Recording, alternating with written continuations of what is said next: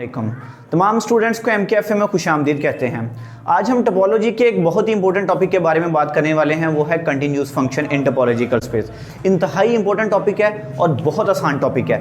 इस टॉपिक के एंड पे मैं एक एग्जांपल करवाऊंगा और साथ ही एक आप लोगों को असाइनमेंट दूंगा। अब वो असाइनमेंट जो है आप लोगों के लिए भी एक चैलेंज होगा और मेरे लिए भी चैलेंज होगा।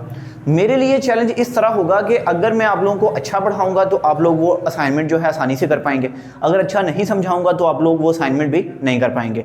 तो आइए हम बात करते हैं। इंशाल्लाह मैं कोशिश करूंगा कि आप लोगों को अच्छा समझाऊं ताकि आप लोग वो असाइनमेंट भी कर सकें।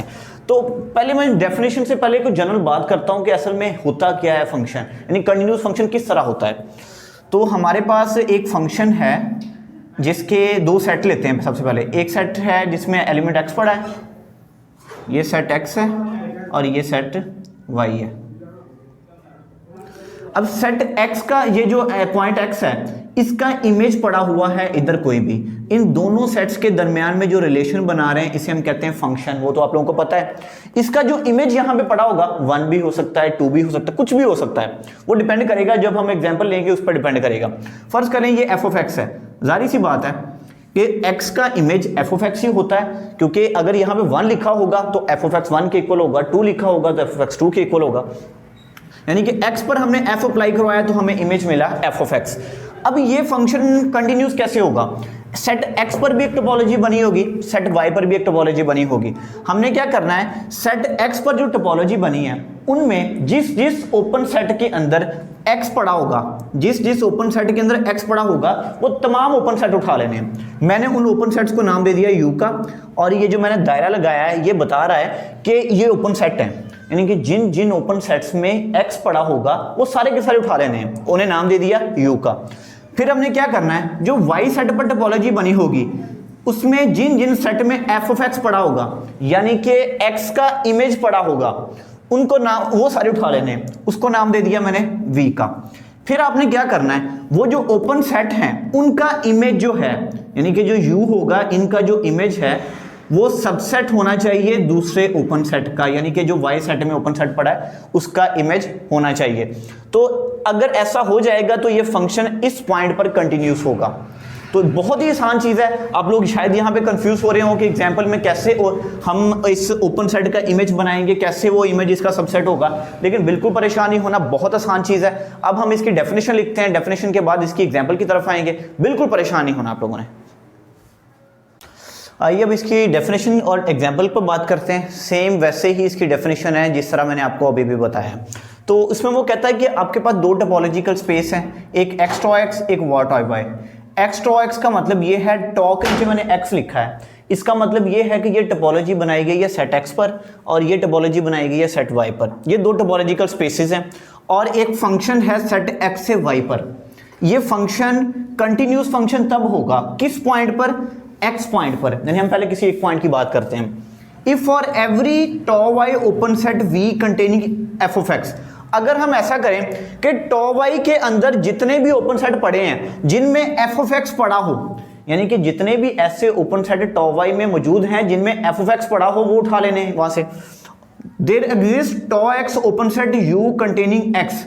और फिर हमने क्या करना है, जो x पर टोपोलॉजी बनाई थी उसमें जितने भी ऐसे ओपन सेट पड़े हों जिनमें पॉइंट x पड़ा हो वो भी उठा लेने हैं।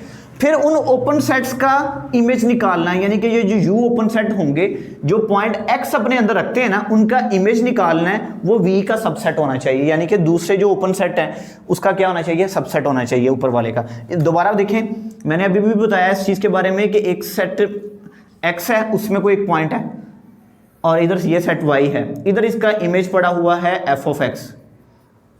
हमने क्या करना है, सेट x के अंदर जितनी टोपोलॉजीज हैं उसके अंदर टोपोलॉजी के अंदर से वो ओपन सेट उठा लेने हैं जिनमें पॉइंट x पड़ा हो, उन्हें हमने नाम दे दिया u का। फिर हमने क्या करना है, y सेट की टोपोलॉजी जो थी उसमें से वो पॉइंट उठा लेने हैं, वो ओपन सेट उठा लेने हैं जिसमें f(x) पड़ा होगा, उसे हमने नाम दे दिया v का। अब यहाँ पे ये जो ओपन सेट हैं जो x अपने अंदर रख रहे हैं, इनका जो इमेज है वो v ओपन सेट का सबसेट होना चाहिए। अगर ऐसा हो जाता है तो ये फंक्शन कंटिन्यूस होगा पॉइंट x पर। आइए इसकी एग्जांपल देखते हैं, इससे आप लोगों को मजीद क्लियर हो जाएगा। बहुत ही आसान है। आप लोगों को दो सेट दिए गए हैं, टोपोलॉजी भी बना दी गई है, आप लोगों के पास एक रिलेशन भी दिया गया होगा इस तरह कि आपके पास एक सेट है x, उसके अंदर एलिमेंट है 1 2 3 4, और एक सेट है y, उसके अंदर एलिमेंट हैं a b c d।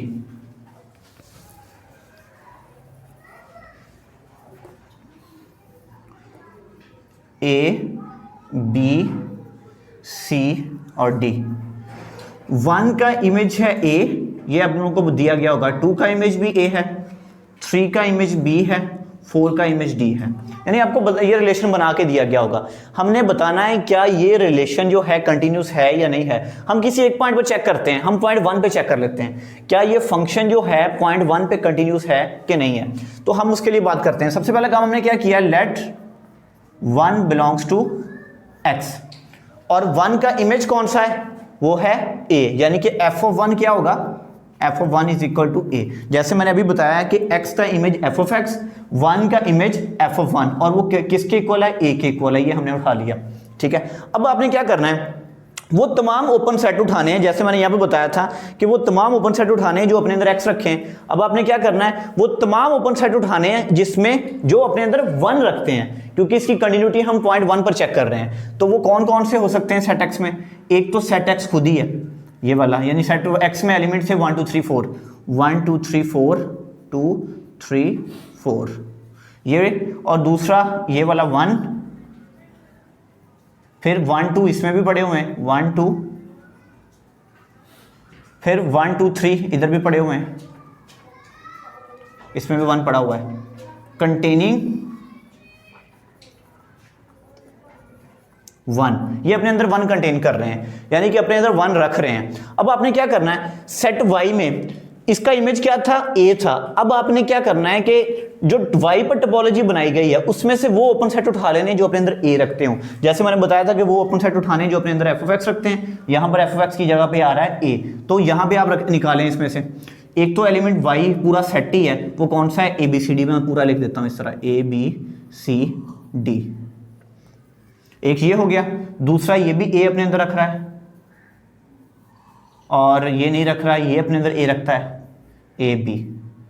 बस हमने प्रूफ ये करना है कि इनका जो इमेज है, ये जो ओपन सेट है, इनका इमेज इन इमेजेस का इनका सबसेट है। ये जो ओपन सेट है इनका इमेज इन ओपन सेट्स का सबसेट है। सबसे पहले हम 1 का इमेज निकालते हैं, क्योंकि ये सबसे छोटा जल्दी निकल आएगा। f ऑफ 1 का इमेज क्या आया जी, ये कि इसका इमेज आया था a, ये इसका सबसेट है, ये सबसेट है a का, ए बी का भी है, ए बी सी डी का भी है, लेकिन चले मैंने ये लिख दिया कि ये ए का सबसेट है। फिर अब किसका चेक करना है, अब 1 2 का चेक कर लें। 1 2 किसका इमेज है, इसका इमेज क्या है, 1 2, ये ब्रैकेट दूसरी कर्ली ब्रैकेट्स लगानी है यहाँ पे आप लोगों ने। 1 2 किसका सब इमेज है, 1 2 का इमेज क्या है आपके पास, 1 और 2 का। 1 का इमेज a था, 2 का इमेज भी a था, मतलब कि आप इसे ऐसे लिख दें, 1 का इमेज भी a आया है, 2 का इमेज भी a आया है, इसका मतलब a ही आपके पास इसका आंसर आया है। और ये सबसेट किसका होगा, ये भी a का ही सबसेट है, या a b का सबसेट कह लें। फिर आपने क्या करना है, अगले का देखें 1 2 3, ये मैं सबसे एंड पे रखा है क्योंकि बड़ा है। 1 2 3 का image f of f of 1 2 3, ये देखना है इसका इमेज क्या है। 1 का इमेज a है, 2 का a है, 3 का b है, इसका मतलब a और b इसके इनके इमेजेस आ गए। अब देखें ये क्या किसी का सबसेट है, तो देखें ये a b इसका सबसेट है, तो हम यहाँ पे लिख देते हैं सबसेट ऑफ a b, ठीक है, ये बात भी हो गई। अब हमने चेक करना है लास्ट वाला, क्या इसका इमेज जो है वो किसी का सबसेट है, f ऑफ 1 2 3 4 पूरे सेट का। 1 का इमेज a था, 2 का भी a था, 3 का b था, 4 का d था, यानी कि a b और d ये इनके इमेजेस आ गए, a b और d। और देखें क्या a b d किसी का सबसेट आ रहा है, a b d इसका सबसेट आ रहा है, इस subset of a b c d का इसका सबसेट आ रहा है, ठीक है। तो ये चीज हमने प्रूव कर दी। हमने क्या किया है कि 1.1 लिया था, इस पॉइंट पर हम कंटिन्यूटी चेक कर रहे हैं, इसका देखा इमेज आ रहा है a, ठीक है। और हमने क्या किया, हमने वो तमाम सेट उठा लिए जो कि ओपन सेट उठा लिए x में से जो अपने अंदर 1 रख रहे हैं, ये हमने उठा लिए। फिर हमने वो तमाम ओपन सेट उठा लिए y में से, यानी टॉप i में से, जो अपने अंदर a रख रहे हैं यानी कि 1 का इमेज, वो सारे के सारे उठा लिए।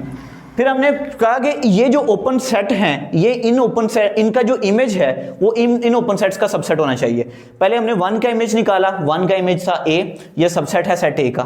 फिर हमने 1 2 का इमेज निकाला, 1 और 2 का दोनों का इमेज है a, तो वो भी सबसेट है a का। और फिर 3 का इमेज निकाला, सॉरी 1 2 3 का निकाला है, 1 2 का इमेज था a, 3 का था b, a b इमेज था, तो ये भी सबसेट है a b का, ये भी गिवन है यहाँ पे। फिर हमने 4 का इमेज निकाला, सॉरी 1 2 3 4 का, वो आ गया a b d, 1 2 3 4 का इमेज आ गया a b d, ये सब।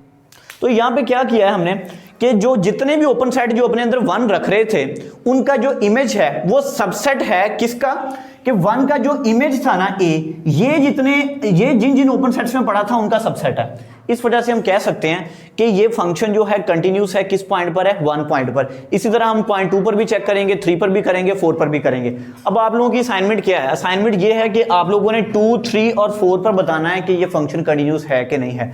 पहले 2 पर अलग से, 3 पर अलग से और 4 पर अलग से। अगर कंटिन्यूस नहीं है तो कौन सी ऐसी कंडीशन है कंटिन्यूटी की जो कि प्रूफ नहीं हो रही, जो कि होल्ड नहीं हो रही, तो ये आप लोगों ने लाजमी तौर पे बताना है।